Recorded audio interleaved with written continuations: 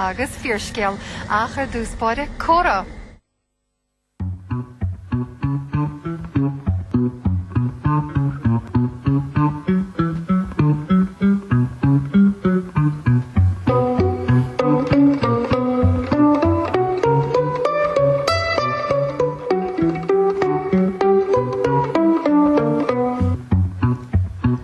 Gymani Jerry agus tá fáilte rúd beag clárna seachtainna seo. Sé Tomás Rua mac an nimmuide as a gerún Rua a bheits a córálum ar a glár seo a nocht. Is a pléile irisisiúireachta a chuise go hóg sa síl go héin. Is ar cheanire ar RTí, Radio na Gaeltachta, agus tá sé pléile sé géirt chéan sa lá tanneháin ar bhela chuile. Tháinig sé héin agus trúraile trasna ó hala inéis go hárainn ar luamh a 2000 agus a híon. Sin áitinis go dibhinn ar a styrim agus faragaí arda, ach tháinig tar sláán buchs le dia. Cé gur beagnach bathú tam Rua is de heir tealach na deach an ar iné a gasla agus gona ach an na fáiste. Céad míle fáilte a chamáis? Gomar a bhhartín. Buchs le dia nach bathú ar bhealacha be, ach chuis a gáróidir siad. Well, siad a hála ó haran tú nós a scéal bhí mud na búna i decha drohéid sin ar bhroch an chasla, i drohéid an chasla sin. Agus i chyn bliana bhí droch seriman, agus bhí tíl ardan, bhí ráirtan, agus bhí fórlach san áin, agus éidir an áin agus a tíl ard, hannig chun tíl seas a teach. Agus deir me mhuachir ar a gníon dí mahar ar a go réidir sin páiste cuine, agus go chur sí macha láb go mucha sin clíomhan. Nar ein clíomhan an, agus nar a bhena sí timppul go raibh isceir an álar agus déir maithir agus las sé cuineal. Agus bhín páiste agus a clíomhan hallar tí bhfuil an siúmra. Bhí tú snáb? Bhí me snáb lom agus níor stop mé óin. So bhí cleachta bhaid ar a bharagin nó ar an isceach am Nuna san pein. Ca hamad láft ar a tar san áil ar báil agus an chun tuairt agus an bhain le sin ach. Deir iné sinna te a gúgus a tógiúthe be agus tháinig sé bhfuil in ar iné an sin decha drohéid dús na gwigadí. Agus Tá techa drohéid inis ar a géad thachar híb na lábhí cléti hir go chrasfa horas a bhíle. Sin chéad thachan ar iné, ar bhroch na hán ar sin díirech. Bhí muintir le glúntar a bhí sin a gobar i deach mór chasla. Stóí goil sé ar cearna cú glúnta. Bhí muintir mahar, na mac an iommarí gobar in sin ar fe blianta. Agus i sin 95 go híon, 95 go trí hiarhharin in áit ágáil. Bhí fear yn tyn eir nach gumulation a bula sasni betech tech sir sasnach bhí an bhfuil sant bhí iescoch ma an chasla bhí iescoch ma brudan an bhí fioch ma sa gantor agus agoch bhí na hunting lodges sem mar a tugta Europe ma dar vidar fud na tíre ag in drama bhí go ma hes go háid ag na tíirnaid halún sasnach agus bhí aber hí an teach mór sin a gasas, hí canna le mórmails, hí canna scrí, agus a bhí ar fud na háite, náid go háidí rá dhéascoch má. Agus ach bhí fear gesblá clia, fear bailthúir béla, just colm ó lochlanne béir, hí colas feilseúireacht ag 3 candle press go má. Ach dír se sin ar múintir an áit ágáil, heis go siad an sin leis na blianta na glúntar a bhí sin. Dír, agus bhfuil tmap goíir se go láidir nach an ráá nach chuimecht as an áit. Ach bhí thála cheanna ag ma hána heir níos fuidir siar ag gáil na gráid. Agus ag runni múintir teachnúint me bu 93 agus dar man siar a tam. Agus ar fágú sa teach se gur an teachnú dínta? Ó fágú gur an teachnú críochnaí mar dear a seach. Bhín teach leithríochnaí fin an ganneach mid steachan. Ba daoine uis le lug mar dear a bhecha tíocht ag láid agus an drama i cheanna? Ó bhí agus bhí cardil ó teachta gúnaí, bhí daoine sin chuidirhágan an, ben nach mar sin daoine an sin íomhreach a gahan tára bhí daoine teachta giescoch agus a fáléireacht agus i fíoch. Agus cuioine freisin go leor daoine as náid a gobar ac sin na garí dóireacht sa teach mór mar thugtaíad agus muirseocht ar an áin agus a gahan gíomhrin sin bhíocht daoine muirseocht ar an áin ar bhíocht na burdáin na gail suas agus i teachta nuas, so bhí síú san áid ag na tí seo freisin. Ra an bhrá chuine sé agaí sem mar dear chlánbortíí bhaid ar láid na leid sógar se bu gobar an. Ó ní a muidir ní chun lumsa bheith gobar i riamhan mar dearach bhíoh maithe agus na glúnta sí revision. Cé bhíocht a heíon an sinán maidir, cé cúrim a bhí éir? Well, is na chéad blianta bhí benamach dína cuasaí garúireachtáin agus bhí dína leis an áit a garí dúireachtáin freisin mar deara. Bhfuil ach nar dag mu dína áit is bog a bhíoch sé dhéanaán mar deara. Cé bhí sé muirseacht ar an áin. A bhín teach a gúnaí agaí ó na glúnta sír. Bhí. Man gustohí go bainú crahas na húrú le simmeocht. Ó bí cinnte go bainú mar deara an tom sin, níor an síl go má mar deara. Bhí bhfuil tam an angáil siar aber Martin bhí maithir mar dear Martin Waig chumáis fáidín na drohéid mar deara. So bhí sé a gúiú glún an sin mar deara.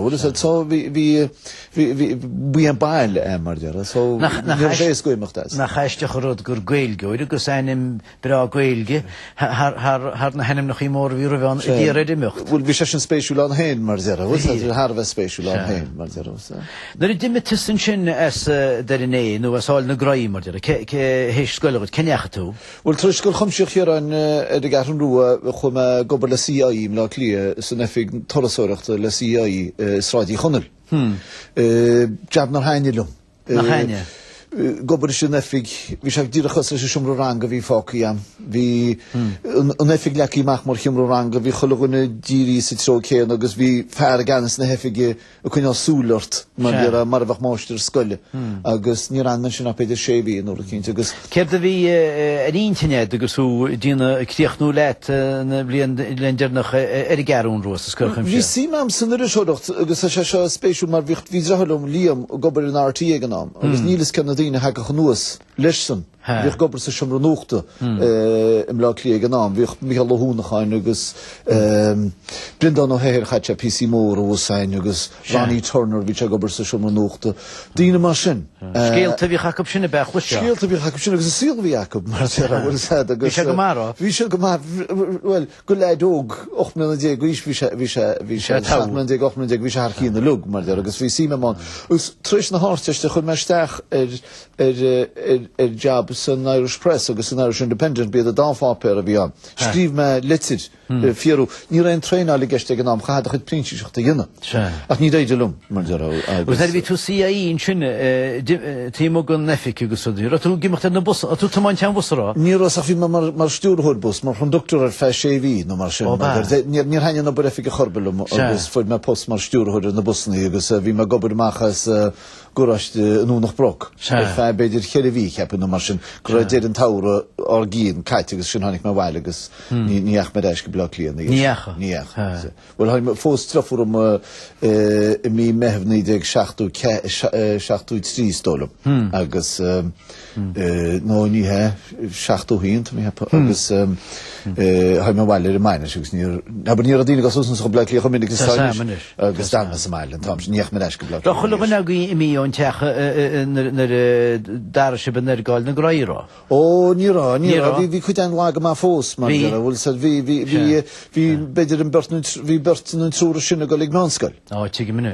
Agus heidir sin nó beidir ag colas a tréála. A heidir sin hí chuideile hí family lága man sin fós mar hí 60 fós le tugal hí denú raián mar Denir ar fad. Well, hí rágan í clunig múáir bhair mar bhfuil chaú bert ag ban agus hí bert fáiste mar bhaid mar so hí teilech mór raián, hí family mór raián. Hí uair cinnte hí tú chaint an fadó, hí leisig do bhóid chamánach rá rud nach mí nach chainte látá niuair. Hí sí tógal cráhíní.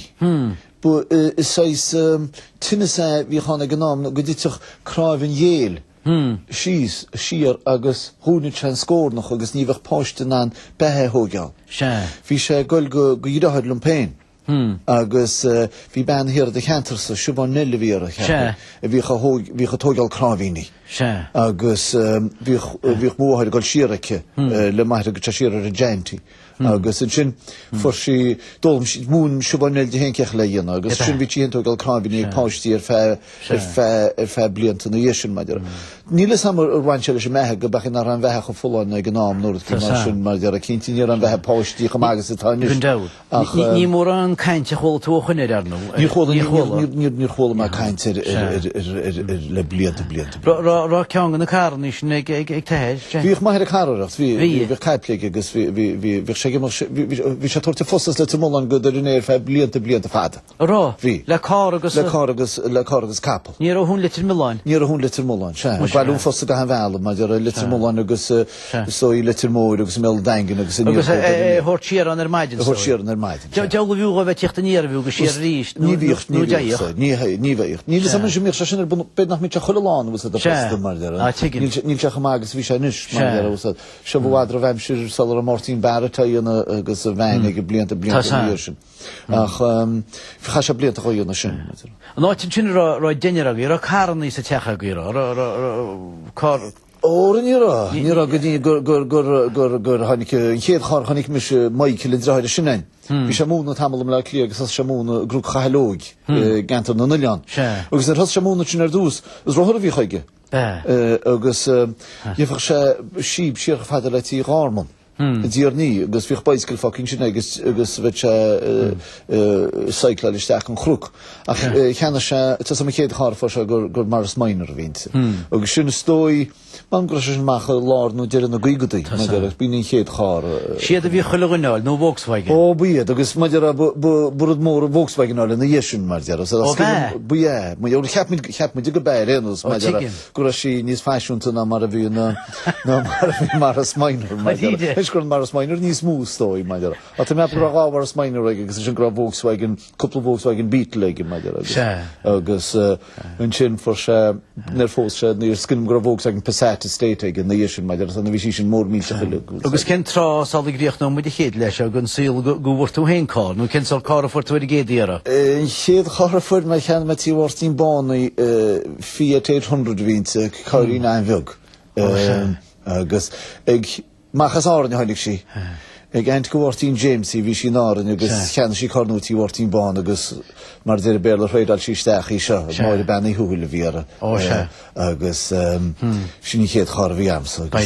Tá sé sin cúpla bliana. Bíon nídeag stóí nídeag seachtú híon. Cáirín an bheg? Bhí sí sách mór sa deire? Well, bhí sí ha cína lug, bhí sí ha cína lug. Tomás Rua be mar chaint le trí bálín beg fanlinn agus sibse sa máile tá tiile scéalta le níseach a hamad láirt leis faoin taras nálar i luamh agus a chuid filíocht agus mar sin na bheits muid ar eisle bríist héis nuagríise.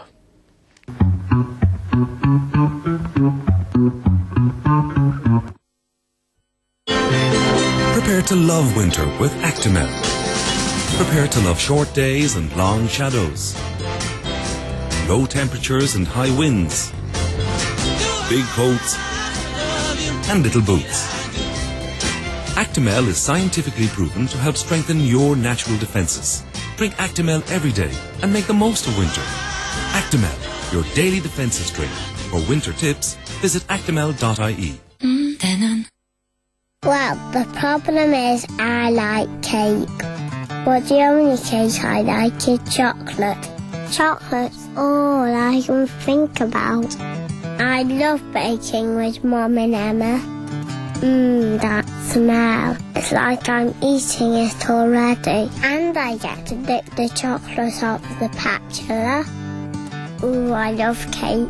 Yummy. Devil's Food Cake by Betty Crocker.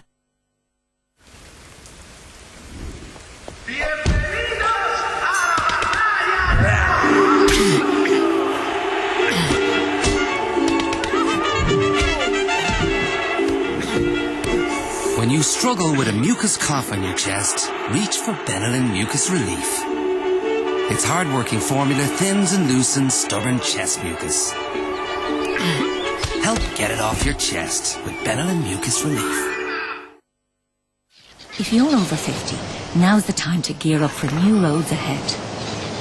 A time to take exciting new steps in life.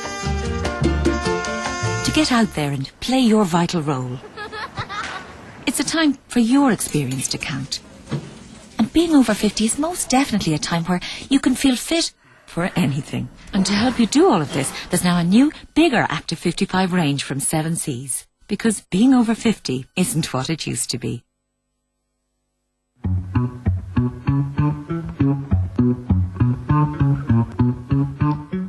chéad fáilte beéis ag an glár córa, tá más ruam ac yn ymwyd as y gerwn rwa córa le man nocht. Tá séans go béan na hiratú sa gléamháin a chuid an fúnarta bheith le seoltóireachta agus a pléile se bhargaí ché go méidir go meachtaíine le a gíimreidí sé na méidir sé géireáil neic léanais go deo. Ach rinn tú taras bra fear ag an álas Newfoundland bailíar go háir an Newhéin agus daoine eile. Cén fá nó cén chúise bhíle sé tám? Well, Harla sé bhí anam Pat Seoige as Ciléin an áran, Pat dar Tamoil. Agus bhíoh mu dína PC seoltart le chéile na blianta siar. Á mu cinnte nir in na nochtadí dag bád go húceir in na gaiileh, clína na tinne an taine bíara. Dag sí céfh trahain a gún chasta le gail go America. No ní anna sin toras go homlandarí a chodar chafadar se bortingéile stola maidir. A bhí mé agus Pat seoling lóteag ín bheh go bhíag Pat a tamsin, sí sa cúan. Agus bhí mu caint go mriasar le díana agus dúirt muid gníanach muid bhuiricínte, agus dúirt muid ganíanach den gníanach a danile.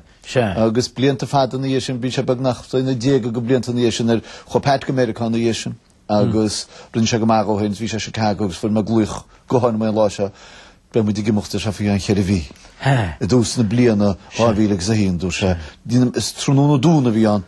Tas am cyrra glísarm fi ffôn pócus a gara agus sgilym go ma cyrra me agus na chwrs an glwych mar fi mwrad sa garlwm agus fi me ma hosta na i agus fi siarad cyd o dwch a let a fain nid chlas a sa fi ar ymwag agus sgél i hir leis an tamsin. Agus in sgél inseach go dy fan mwrad cerd o dwch a let a rwch i let Nira si tóci leis ysgrifennu chorbe fi ifnir fi údar a cyrra Wel, Spansio gyda medio gyda cynnig cyn term sy'n dyn. Chwa tú héin agus Pat yn sy'n agus iad a hwyd gníl deag rostar cailioch yna go hóg Tam Joyce. Chwa mewn agus Tam, fi Pat na chwn i Chicago agus fi'n ffarel fi Lynn Bob Walsh in Chicago. Agus chwa mewn agus Tam gynny'n dyn maher yn ŵn go America chwa mewn go talon eisg. Agus hannig yn berstel nys a Chicago, hannig yn bod yn nys ar lorry. So chamuid chyrra Chamwyd byd y siachtan yn sy'n reitach o waid agus reitach teigir mar dira agus dag mwyd St. John's, Newfoundland, talon eisg hartar dynam y gynnu i y dar lo dieg o fi'n fehef agus chyr lo ieg dirach no gylandel mwyd ystech i gylene.